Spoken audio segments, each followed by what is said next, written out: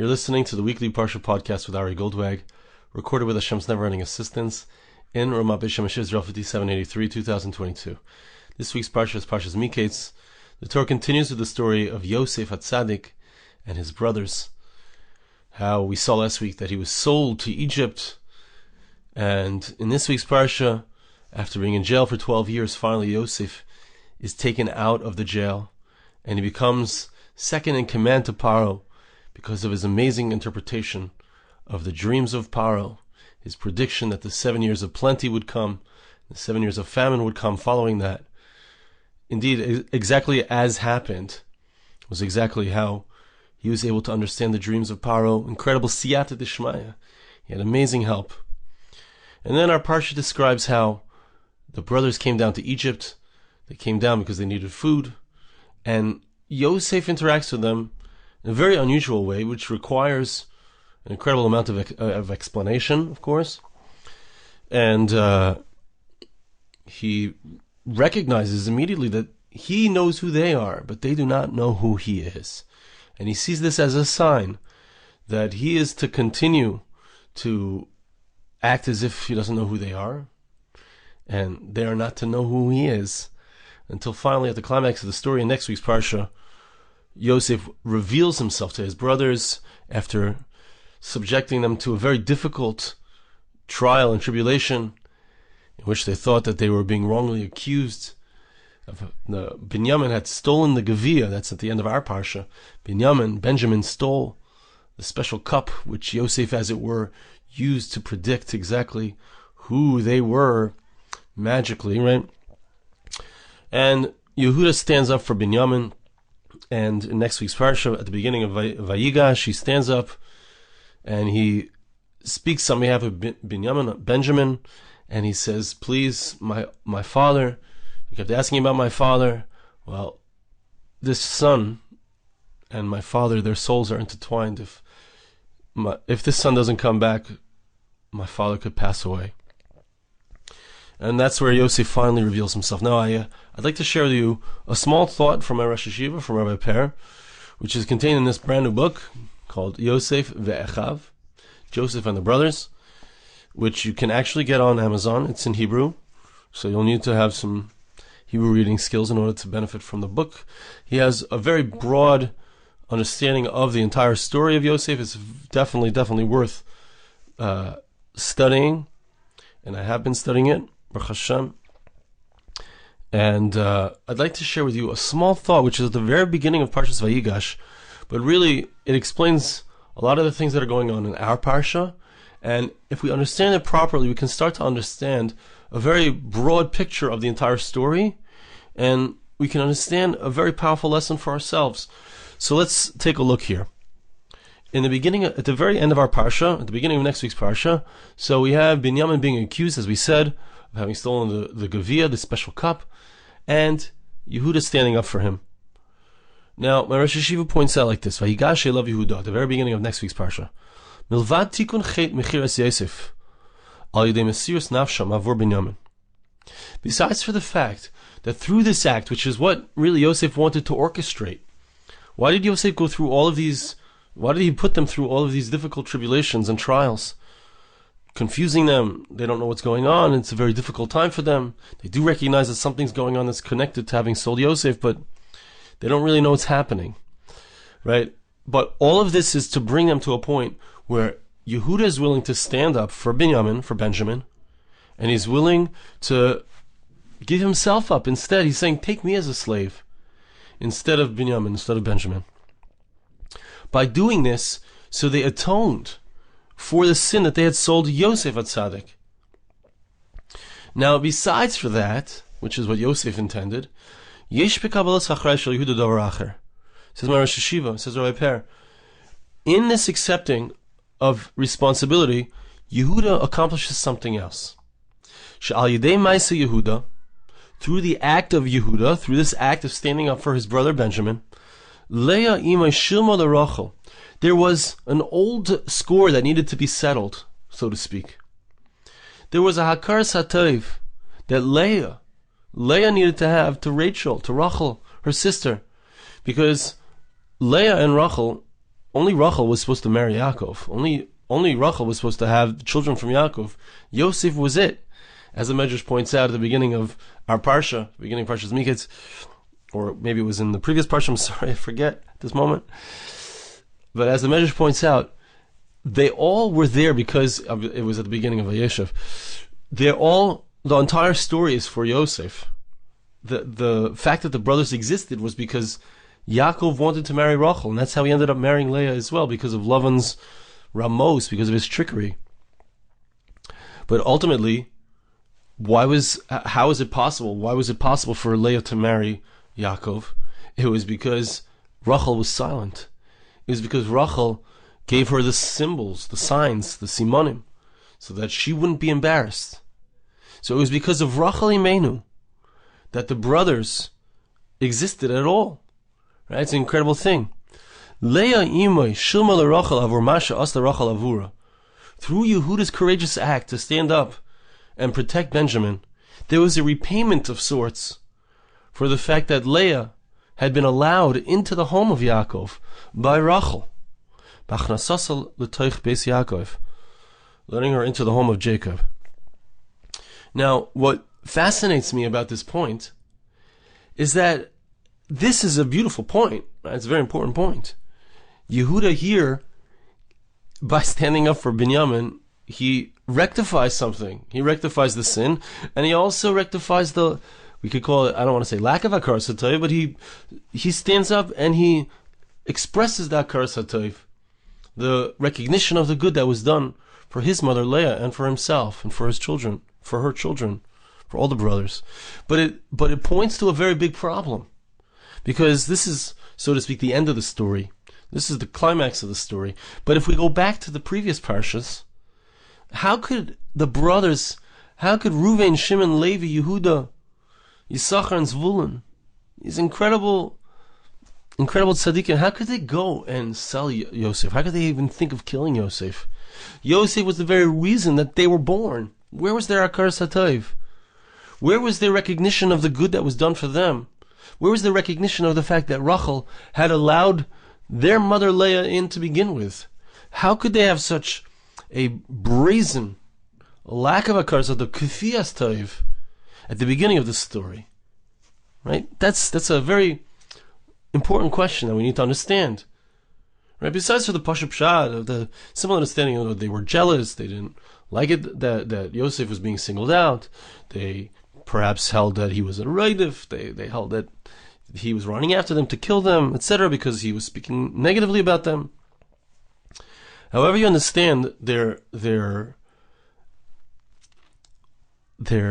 having sold him in the first place, their negative attitude towards him in the first place, it still begs the question, where is their hakaras hatov? How could they be their very existence was only because of Yosef's mother, because of Rachel? How could they entertain the possibility of destroying and selling Yosef?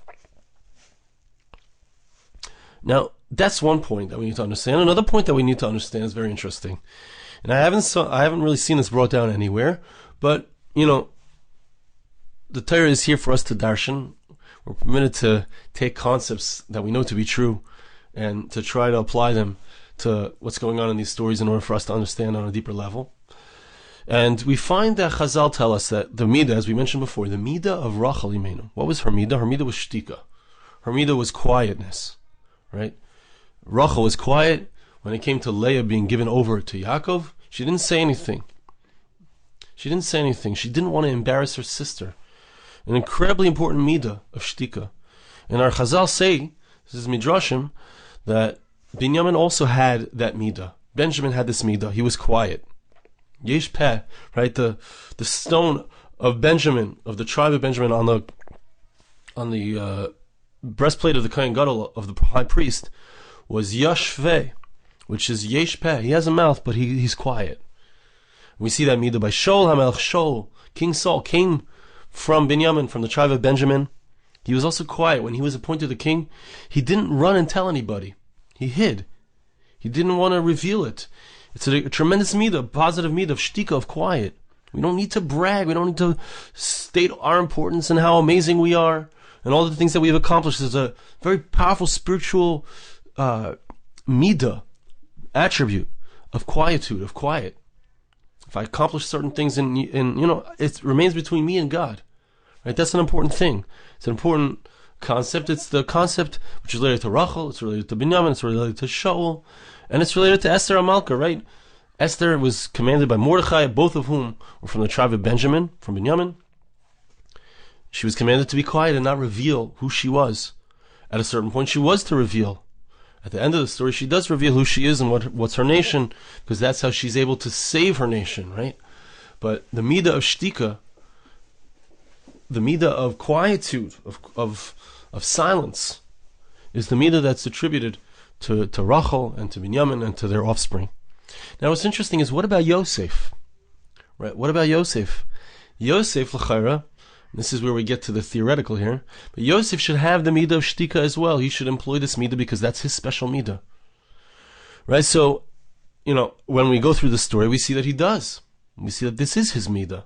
Right? When he deals with his brothers, as soon as he recognizes that there's an opportunity here to bring about a tikkun, a rectification for the sin that they performed, Yosef HaTzadik is quiet. He doesn't reveal who he is. Right? There's a quietude. There's a certain middah that he has. And also, perhaps you could say, what is the middah of shtika? It's an inaction. It's an expression or a lack of expression that's used in a positive way. Yosef also uses that when it comes to the wife of Potiphar. She tries to get him to sin with him, and he refuses. Right? That's inaction. He runs away from her. That's a very powerful form of quiet, so to speak. Right? Speaking is interaction. It's me conversing with you, trying to explain ideas. We have a back and forth. That's what speaking is. Quiet is separation, right? So Yosef has the middah of shtika, but you see, this is what's interesting. Just like we asked about the brothers, how could they, if they were Yehuda, right? Yehuda, his whole essence is hoidah, his whole essence is thanks, just like Leah, hapam oida es Hashem. Now I will thank God, right? Leah's middah is hoidah, is thanks. Yehuda's middah is thanks, not just thanks, but admission. Quietude is Yosef, quietude is Rachel, and Yehuda is admitting that he's wrong. When it came to the story of Tamar, tzadka, he says, tzadka mimeni, she's correct, she was right. He admitted his wrong. David HaMelech also has that middah. King David, who comes from Yehuda, who's Mashiach ben David, has the middah of hoidah, of absolute submission, of absolute contrition. Yehuda, at the end, is contrite. He's able to admit his mistake in not standing up for the daughter of the son of Rachel originally with Yosef, and he does stand up for the son of Rachel in our story. But he didn't have that middah at the beginning, right? He was missing that hoidah when it came to the beginning of the story, like we asked. But Yosef also, it's very interesting, Yosef as well, he wasn't quiet at the beginning. He had these dreams. The dreams said he's going to rule over his brothers, but he wasn't quiet at the time. Because he was busy saying to his brothers, listen to this dream. Listen to this dream. Right? And then they say, what, you think you're going to be the king over us? What, you think you're in charge? You think you're going to be the king over us? Right? So his lack of quietness, his lack of silence at the beginning of the story is what brought about all of the troubles. Right? If he would have been quiet, if he would have employed the middah of shtika at the beginning of the story, so the whole story wouldn't have happened. We wouldn't have had all these problems. So it's very interesting that both Yehuda, whose middah is hoidah, admission, contrition, but at the beginning of the story he was missing that middah when he was younger. Yosef also, his middah, just like his mother, is a middah of shtika, and that's how he brings about. He's quiet, right? When he makes a mistake, think about it. With the Sarah Mashkim, right? He says to him, remember me, remember. He talks too much, right? He ends up back there in the jail for 2 more years, right? When he comes out of the jail at the beginning of our Parsha, and he says to Parsha says, I've heard about you, that you know how to to interpret dreams. He says, Biladai, right? He says, it's not me. It's up to God to respond. I don't have any power on my own. Like that's also the shtika, the quiet. It's not like, hey, look at me, I'm the king, I'm the master. No, I'm the master of nothing. Everything that I have is only from HaKadosh Baruch Hu, from God. Right? So that's the middah of Yosef, is shtika. But you see, at the beginning of the story, he didn't have it. And Yehuda also didn't have this middah at the beginning. And it was something, what we see from here, and this is such an important lesson for each and every one of us, such a powerful idea, is that when we talk about the middas, when we talk about the character traits, when we talk about the spiritual inheritance that each and every one of us have, when we speak about what is it, who are we at our essence? Who are we? What are the spiritual, the lofty goals that we strive for? You know, I recently pulled out, I've mentioned in this podcast previously, but I recently pulled out a 2 pages. They were sitting on top of the box for my menorah. I have a box, and then I put it in the window, a glass box. So I have it in my office, right off, usually over here behind me, and it's put away. Then I have to construct it before Hanukkah. And on top of the box, there were 2 pages. And the 2 pages are a story out of a particular book from the city where my great-grandfather, my Babi and Zaidi, my great-grandfather grew up. So there's a story about my great-grandfather, Rabbi Yosef Yitzchak Streisand, and the description there is about all of the incredible middas that he had, all of his character traits. He was very careful about the mitzvah of Hachnas HaZorchim. He would make sure that people in the synagogue, the poor people, had a place to go. If, when someone would come around collecting, he would make sure that everyone gave tzedakah, everyone gave charity to the person. When, a lot of mitzvahs, he was very involved in the Chevra Kadisha, helping with burials. He would wake up in the middle of the night to deal with all kinds of things. He was an incredible human being, an incredible person, a great tzaddik, a great righteous individual. And so I read these stories, and I'm like, wow, he was like incredible. He was amazing, right? But every person can look at those before him and see the middas that their parents had, their grandparents had. My grandmother, my mother's side, she was incredibly talented. She would write songs, and she would write poems, and she would make up melodies, and each one of us has a certain inheritance from our parents, from our families, that are character traits. But you see, when we're young, and this is really the idea here, when we're young, we might be aware of those character traits. We might be aware of the middas from before, the middas that we have inherited. But it takes time to develop them. Yosef HaTzadik did not become Yosef HaTzadik overnight. It was through the challenges that he experienced. It was through the story of his life that he went through.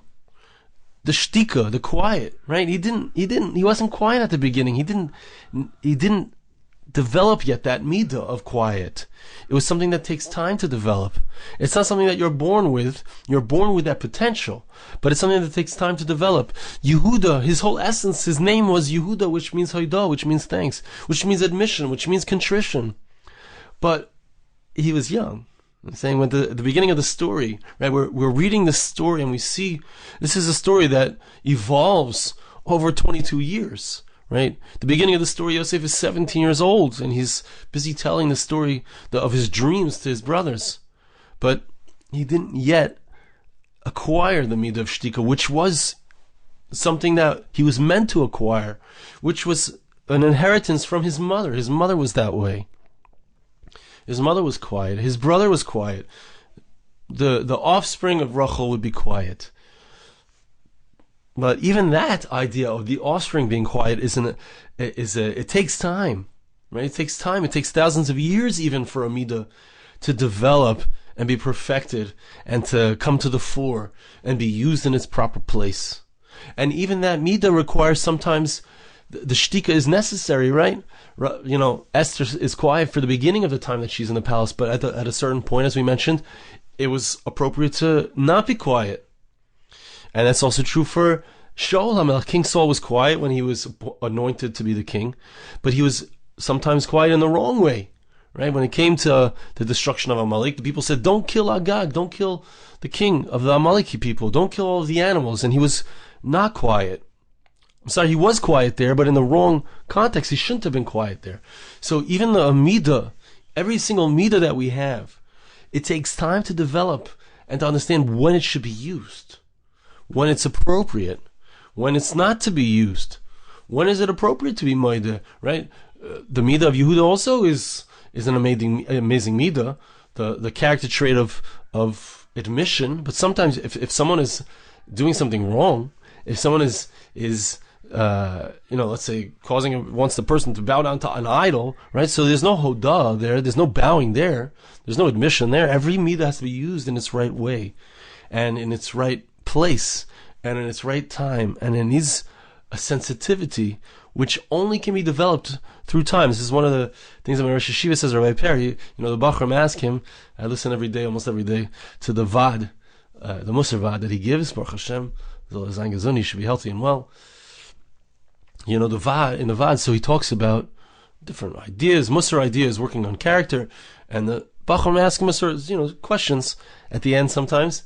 And one of the things that he always says is that this is not something that I can just answer with a definitive answer. It's something that you need to develop a chush, develop a sense for. It's something that with time and with experience, you get an intuitive understanding of how to work with this middah. When do you use this middah? There are certain middahs that we think are terrible, like the middah of anger, let's say, right? But there is an appropriate place to use the middah of anger. I'm not going to get into that right now, and I'm saying, but the idea is that every single middah has its place. And to the degree that we understand where is the right way to use the middah, where is the right way to use, or when is the right time to use this character trait, that's something that, first of all, means that we have refined and developed that character. And it's something that means that we have acquired it, and it requires an incredible amount of experience. And so when we read this story of Yosef and his brothers, when we read about Yehuda, and we say, how come at the beginning he didn't have Haidah? Where was his Akar Satayv? Where was his recognition of the good? Where was his recognition that he existed only because of Yosef and Yosef's mother? What happened at the beginning? The answer is he was young. He had not yet developed. It was through the difficulties that he would indeed develop. Yosef understood that from his own experiences. He understood that. How did he develop this middah of shtika? When was he able? It was because he was stuck in that jail for 2 extra years. That's how he knew when it came to Paro. Paro said, I heard about you. And he says, he's quiet and like, it's not me. When it came to the Sarah Mashkim and the Sarah Oifim, he says to them, he says, it's Hashem who explains the dreams, but tell me. Right? He speaks about himself within a small amount of time, right? But when it comes to Paro, he's already become, he's learned the lessons of life. And Yehuda here has also learned the lessons of life. And so too we have midas, we have character traits, we have talents, we have abilities. And all of these things, it takes time. It takes time and it takes experience for us to learn what is the right place to use it. What is the appropriate place to use this middah? When am I to use this talent? When am I to use my propensity for quietude? When am I to not use that quietness? When is it inappropriate for me to be quiet? When do I need to speak up? When do I need to be middah? When do I need to admit I'm wrong? And when do I need to stand up and say, you know what? We got to do what's right. All of these things are something that we develop through our experiences in life, through the challenges that we go through. This, I believe, is one of the most important, perhaps, lessons of the story of Yosef and his brothers. I want to bless you, ask you to bless me. Hashem should help us that we indeed should be able to recognize what are the middas, what are the character traits that we individually have inside of ourselves that we need to develop. Hashem should help us to have the experiences that will help us refine and be able to know exactly when to apply these middas to ourselves. Thank you so much for listening. Have a wonderful Shabbos. This podcast was made possible through the gracious donations of listeners like you. For more podcasts like this, please visit www.arigoldwag.com or search on iTunes Ari Goldwag.